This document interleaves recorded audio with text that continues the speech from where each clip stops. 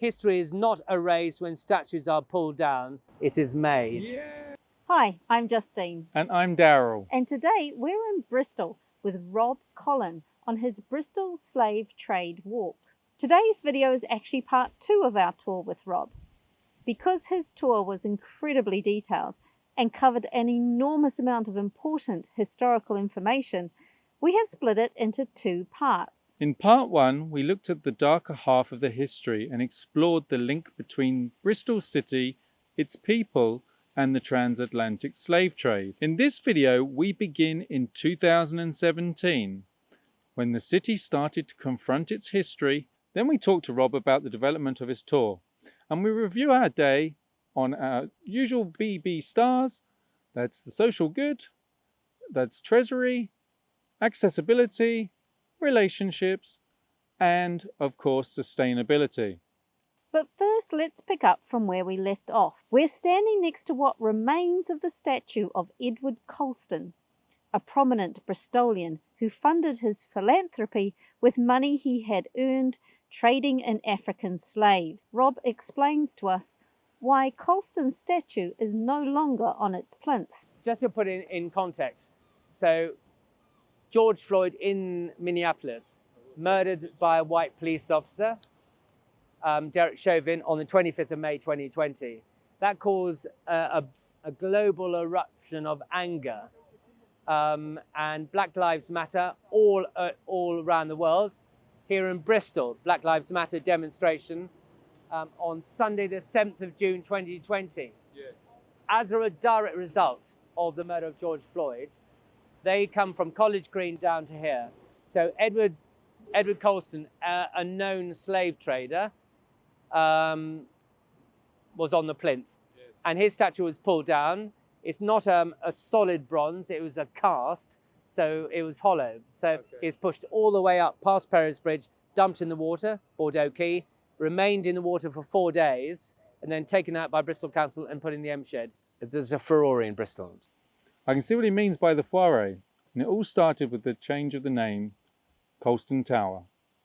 The first book about Colston was only written and published in 1920. It's 100 years ago. Right. 1920, written by a cleric and a man called H.J. Wilkins. But his book was the first book to expose Colston's links with the Royal African Company and with the English slave trade. That book has not been destroyed. It's available, digitized and made available to everyone by Bristol Record Society in Bristol. Pedestrian bridge, you might just be able to see, about 200 yards away. That opened in 1999, named after a man called Pero Jones. He was an enslaved Creole of John Pinney, who was a sugar merchant. So the bridge actually is the first recognized attempt by Bristol Council to introduce the subject of the slave trade in Bristol.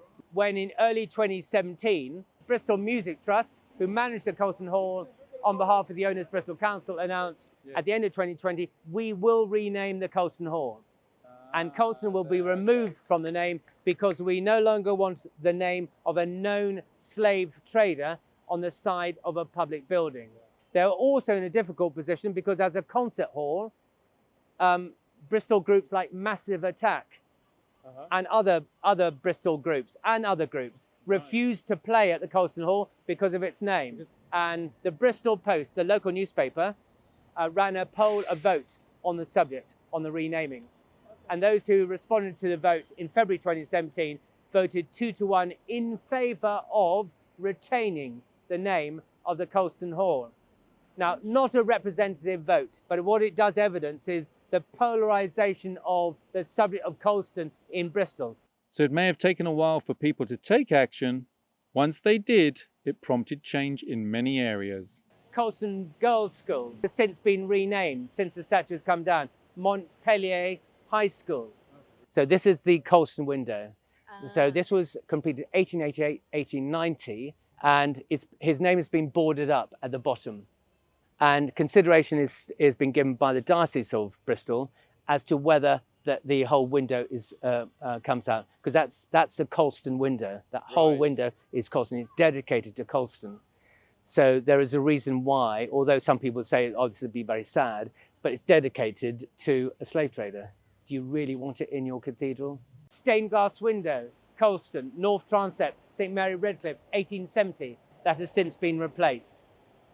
Yes. That's Coulston Hall, renamed Bristol Beacon. And the building to its right is now Beacon Tower. Beacon, it's a spiritual value, it's a light. Rob explained that this change in Bristol did not come easily. Whenever us humans have to confront negative behaviour, we have a tendency to want to blame, judge, or defend ourselves. But of course, this doesn't always move us forward.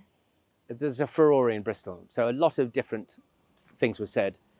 The first thing, which was the most frustrating to listen to, was why are we talking about the transatlantic slave trade in Bristol, which finished 200 years ago?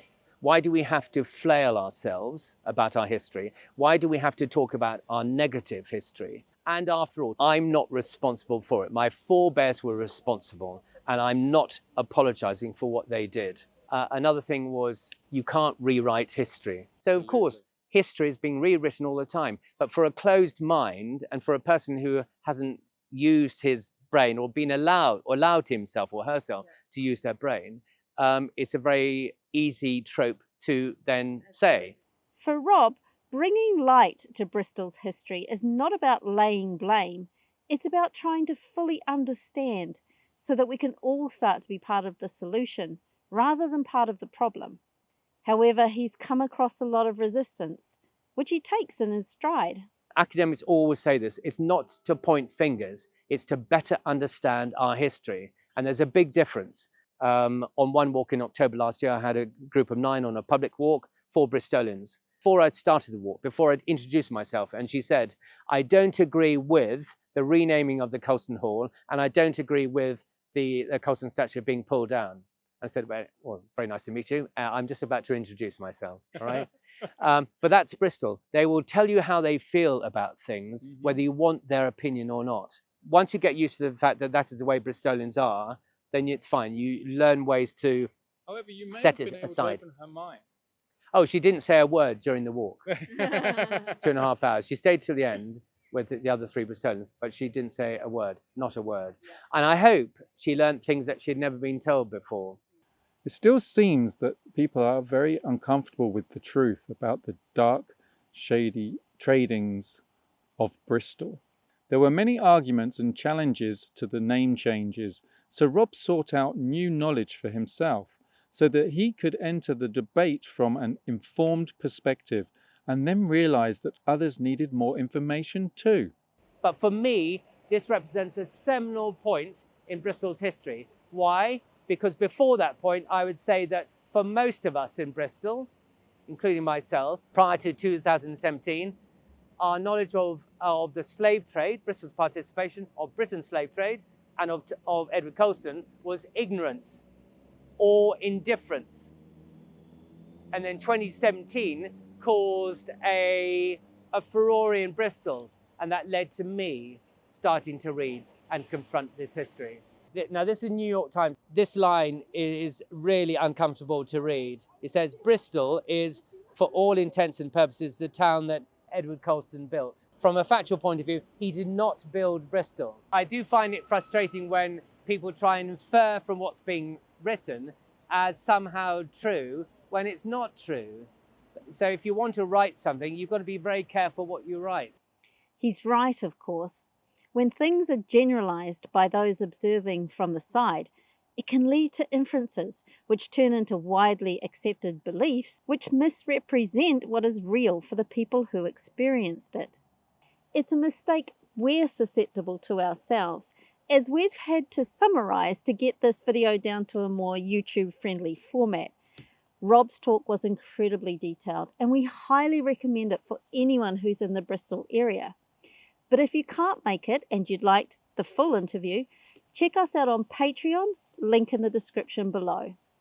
And of course, the walk changed enormously after the toppling of the Coulston statue on Sunday, the 7th of June, 2020. My real motivation for actually doing the walk was because what was said in Bristol about the slave trade. Local politicians then joined the argument.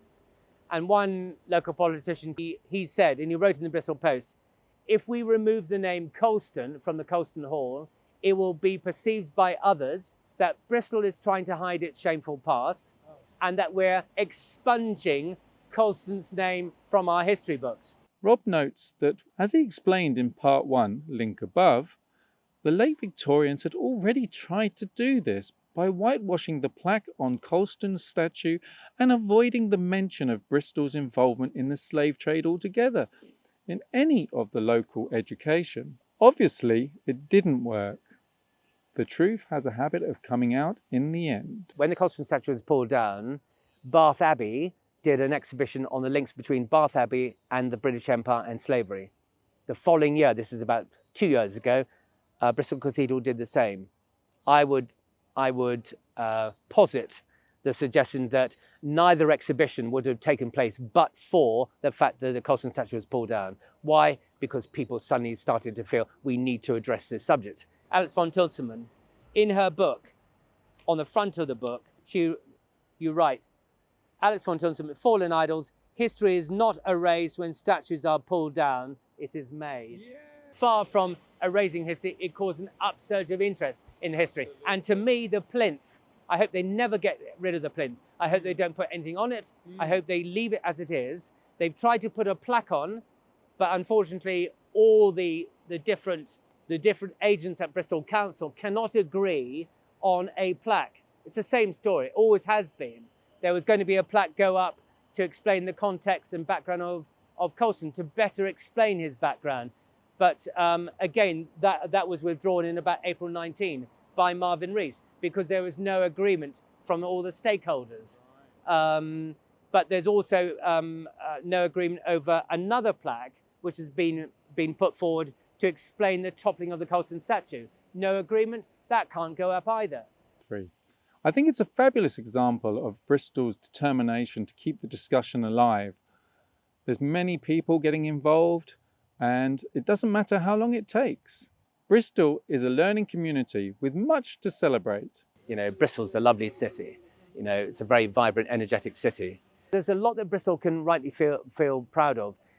So Bristol can rightly feel proud of Isambard Kingdom Brunel and its achievements in Bristol. Film and drama. Bristol's been a UNESCO City of Film since 2017. So out of respect for Bristol and all its history, both the light and the dark, which have made the city what it is today, Rob voices counter-arguments to balance out the public debate. Common phrases he heard, like, you can't rewrite history.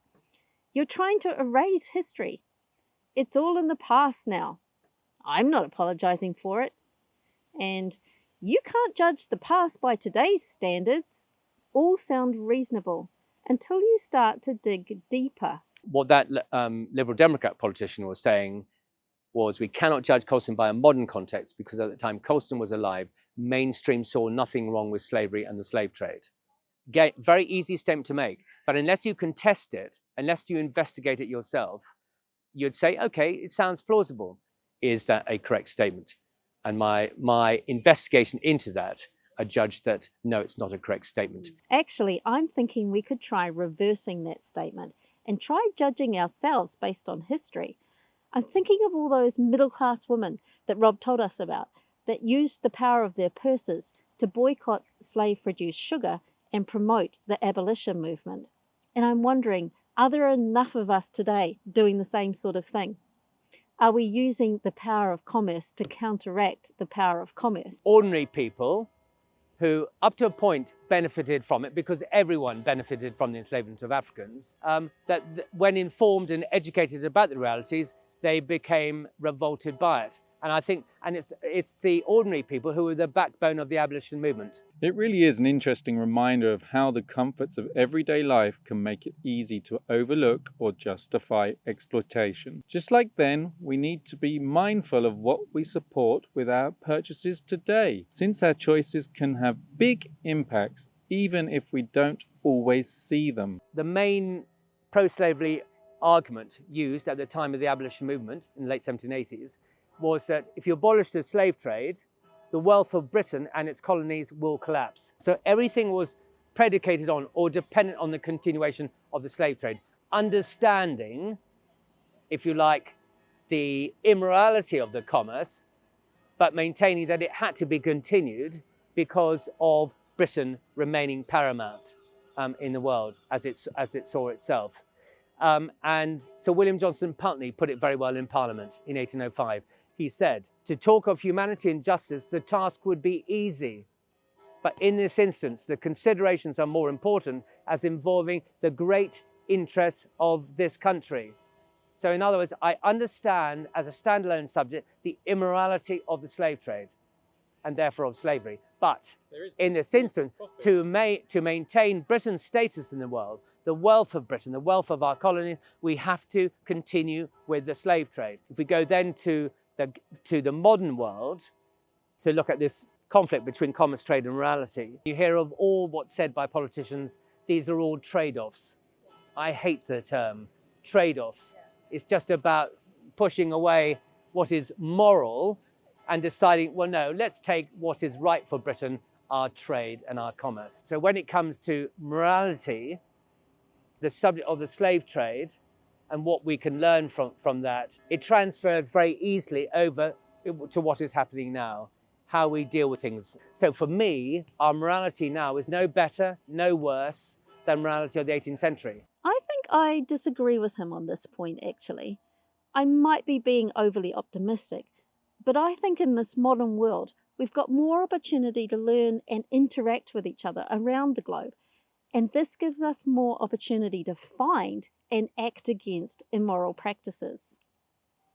Of course, if you see the daily news, you wouldn't necessarily see that happening.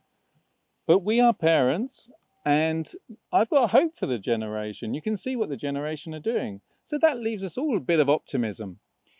And there is one final point that Rob made that we totally agree with. I've got to say the subject of the transatlantic slave trade is the biggest subject I've ever come across, which has made me think about everything, and not just slavery and the slave trade, but everything in the modern world, the way the modern world is conducted, not just subjects like honesty, ethics at school. Should ethics be taught at school? I believe it should be, so that people don't follow mass herd as lemmings in a decision made, but they actually question and contest things. The more informed people become, the better able they are to have a dialogue, because it's ignorance and indifference. It stops any progress. Bristol as a city has used the provocation of Coulston to delve into their history and confront racism as an issue. Since the name change, there's been a surge in research. In the last 30 years, more has been researched and written about Edward Colston and about Bristol's participation in the English slave trade and about Britain's participation in the English slave trade in Bristol than ever before. And a former black educator in Bristol, after the statue came down, spoke to me and to my group during a walk, and she said she had noticed that since the statue had come down, school children had felt better able to discuss Bristol's participation in the slave trade and of Colston's participation in the English slave trade than ever before. So it's almost as if a boil had been lanced. Yeah, it had taken out a point of aggression on both sides, whereby it wasn't there anymore, and people for the first time felt better able to talk. And the city has decided to keep the debate going for generations of the future. The statue is a focal point in a different setting with a different purpose. Professor David Olusoga, he said, when Britain in the past has erected a statue or has named a street, a road or building, it has not been done as a mechanism to keep history alive. It's been done solely as a mechanism to honour and celebrate rich and powerful men.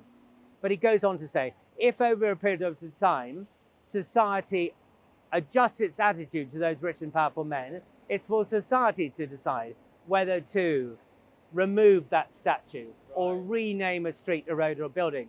Providing, though, if a statue is removed, it goes to a place of memory, like a museum.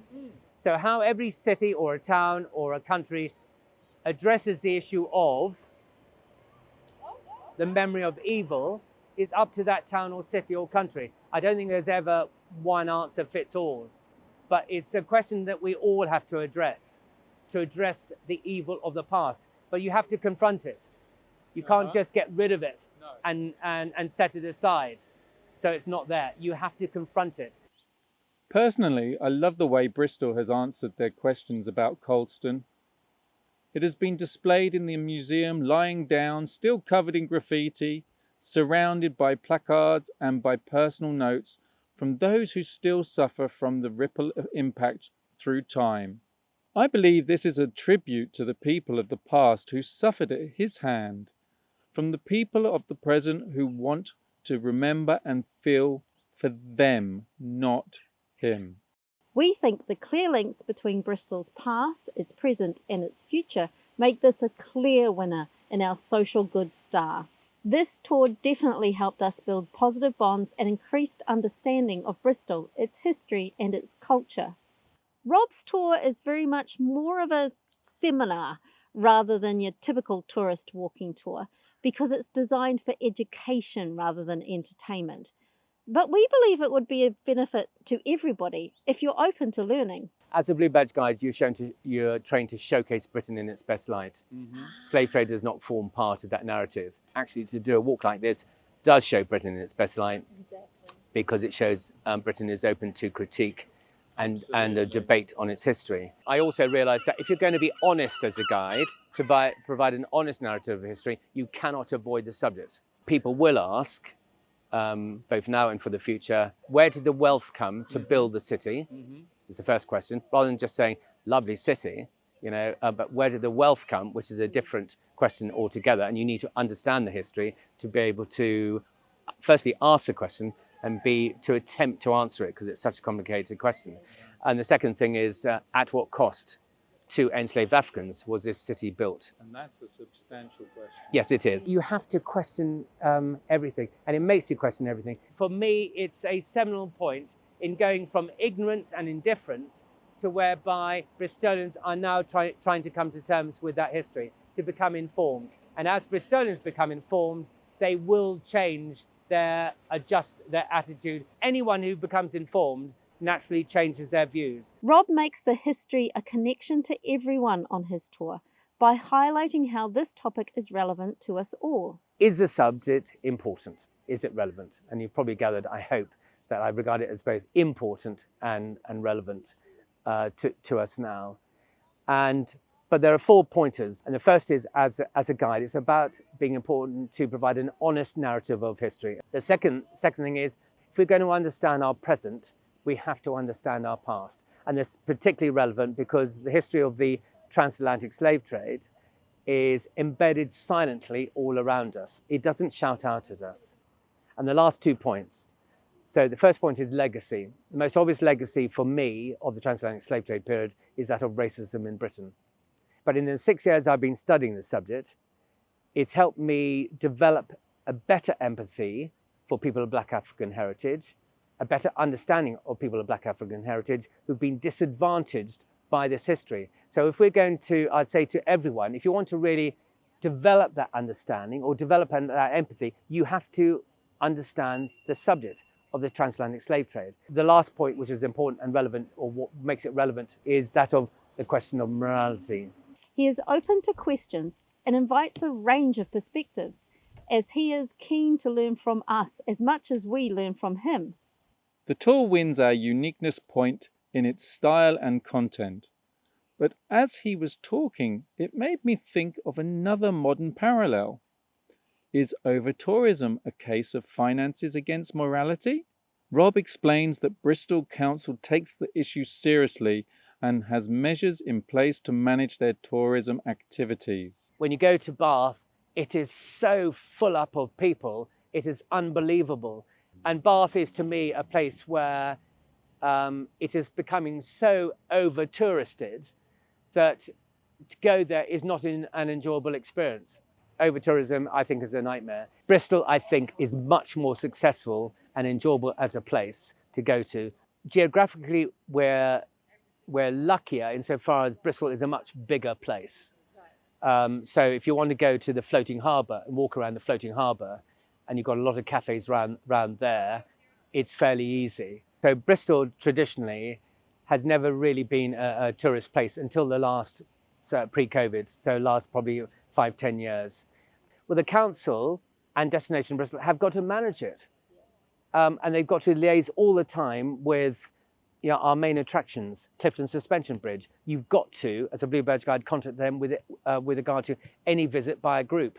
But if Bristol Council and Destination Bristol, our tourism sector, liaise constantly with their groups and manage how many sort of groups we're getting, then they hopefully will be able to manage how many people are coming in and how do we address that. But we've got to be very careful, because I would hope we never become what Bath has become. It is great to think that Bristol is thinking about how best to manage tourism so that travellers can benefit from the valuable lessons the city has to share, while locals are supported too. We weren't aware of any volunteer opportunities in Bristol that would suit travellers. If anyone has any more information, please let us know in the comments. Treasury. Rob is a private tour operator certified by Blue Badge Guides. He has completed their extensive and rigorous training and then gone on to deepen and extend his own knowledge and professional skills. He is an independent small trader operating within the country's tax laws and contributing to the local economy. Accessibility. If you let Rob know your access needs in advance, he is happy to adjust his route and delivery methods to make sure you get the most out of the tour. So if I know someone with a wheelchair is attending, if they've got someone pushing them, then I avoid steps. So if you go down there towards Millennium Square, there are steps. But there is a method of sidestepping that, so to speak. But there's nothing to stop people who were either deaf or blind or disabled attending the walk. The only issue is there's obviously a lot of time standing around listening. He doesn't have a microphone, and sometimes the busy Bristol streets can be energetic and lively. So if you do have any difficulty with hearing, you might want to stress this in advance. Bristol has a history of speaking out when something isn't right, and the rich but often untold story of disability activism is now highlighted in a new display at the M Shed Museum. It's the first time I've seen a display focused on disability equality, and it was one of the highlights of our day. It was created by young disabled volunteers in collaboration with the Bristol Disability Equality Forum to celebrate activists from the 80s and 90s who fought for real change in the city. I hope we see more displays like this. Bristol is known for being a forward-thinking city. It's got a lively LGBTQ+ scene and hosts events that celebrate diversity and raise awareness. The city has been ranked 4th best in the UK on the Rainbow Friendly Cities scale. Rob notes that his tour is deliberately targeted to meet the perspectives of those disadvantaged by the transatlantic slave trade. Developing this perspective was deeply meaningful and personal journey for Rob. He explains that at first he felt a little bit of trepidation about the response he would get from fellow guides and the general public. But he's met this challenge full on, and that's due to his own character. When I started the walk, I expected to be ostracized. The trouble is, Bluebirds guiding tends to be very middle-class white, because their clientele is primarily middle-class white from around the world, aged 50 plus, retired in general. So you're talking to a very set audience. When I started the walk, I expected Bristol Council also to stop the walk. The sort of antagonism which I anticipated from guides and from the council never materialized, but I was ready for it. I expected it, and it didn't bother me. And if guides wanted to ostracize me, it would suit me down to the ground. But that's why the academics have been fantastic. More so because I never went to university. So to meet people who are academically minded, who would welcome someone like me, I found really nice, really nice. But I'd also say that I'm of a character that, very, very like my dad, that if something isn't right and you feel that something has to be done about it, you will do it, notwithstanding that it's going to cause a lot of problems for yourself. So, and that's been my life story, and it's. Having been born in Africa and experienced the impact of history there, Rob has an affinity with its people. but doesn't pretend to fully understand or speak for those who were directly affected. I have no idea, and I can never know, how a person of Black African heritage feels, because to endure the constant comments about your colour that occur in Britain, and of course many have been able to get past that and to ignore it, rather like I'm trying to ignore the fact that I'm being filmed. But it's a constant backdrop, isn't it, to their life. Relationships. The first question, was it fun? While it feels a little insensitive to use the word when talking about this topic, we definitely have to say we really enjoyed the learning experience and the day in Bristol itself. Rob's information was extensive. If you really want to go into depth on this topic, Rob is the man for you. We recommend you book early in the morning and be prepared to take your time and enjoy both his passion and the wealth of his knowledge. Rob is a very personable guide, and we felt like we made an instant connection, especially when he showed a genuine interest in the cultural issues of my own country, New Zealand. He not only showed a passion for the topic he was talking about, a historical topic, but he also showed genuine care for the moral and ethical issues that are happening around the world today. We definitely would call this value for money for the educational experience that we had. We got more than what was expected. Sustainability. Bristol has earned a strong reputation for its commitment to sustainability and environmental initiatives. The city is known for its ambitious goals to reduce carbon emissions, increase green spaces, and promote sustainable transport. Local initiatives like the expansion of cycling infrastructure and support for green businesses reflect Bristol's dedication to creating a more sustainable and eco-friendly urban environment. As a local, Rob keeps up to date with the latest developments. Sustainability and everything it means is very definitely part of the conversation in Bristol. I saw on social media in Bristol very recently that Bristol has either got or is about to get or be the first city to have an electric powered passenger boat. So overall, what's our final thoughts on Rob's tour? Well, I really enjoyed it, obviously. I actually originally thought, gosh, he says more of a seminar than a tour, that I just, I was a little bit worried about the fact that I wouldn't be able to digest the information, but he does it in such a great way and with such passion. And it is a real eye-opener. I mean, admittedly, you have to be a little bit open-minded because there's some things you certainly will be hearing that you probably, well, it makes you think and you start to look at yourself maybe a little differently, especially as a white person myself and the history that I play a part in. So it really left me questioning a lot of things. I have to thank Rob because Rob was brilliant and he really came across fabulously, and the tour is well worth it. My highlights were the new perspectives I gained, which came through Rob's sharing of the academic resources he had drawn on. I have never experienced a tour with such an integral use of research and thought, and it really challenged some of my previous assumptions. In fact, I'm now reading a book that Rob has contributed to. It's called Breaking the Dead Silence, and it brings together a range of voices from academics, artists, activists, history professionals, and tour guides. And it challenges the traditional narratives and that great man version of history. It's a fascinating read, so I've popped a link in the description. Next, we're off to somewhere completely different. You might say chalk and cheese. Well, cheese and crackers, if you're having it with wine. Do you mean last of the summer wine, perhaps? Because we are off to Holmfirth, where this iconic television show was filmed. But of course, there is a lot more to this town than its famous film locations. So to find out more, click subscribe and hit the notifications bell, because we hope you'll join us there. Until then, Happy travels, everyone.